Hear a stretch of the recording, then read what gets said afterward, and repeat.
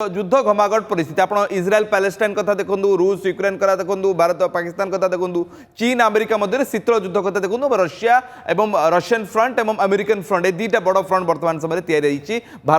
सारा विश्व में ये जो युद्ध परिस्थिति सृष्टि होती ये परिस्थिति पर समस्त बेपार वाणिज्य ठप हो जाए ये ही सरल कथा ये हूँ द्वितीय कारणटे तृतीय कारण हूँ समस्ते भावुन जे सब पर आम नवेश कौटी करवा जड़े तो व्यवसायी से नवेश कर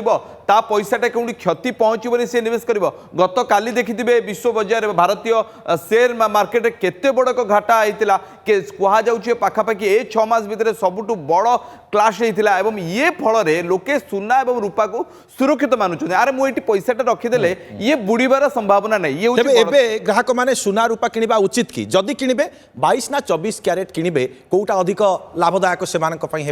देखो सुना 22 कैरेट अर्थात हूँ आपड़ जो जो अलंकार किणुंट अलंकार मटेरियल जहाँ व्यवहार होना कि भी सी 22 कैरेट और 18 कैरेट्रे करा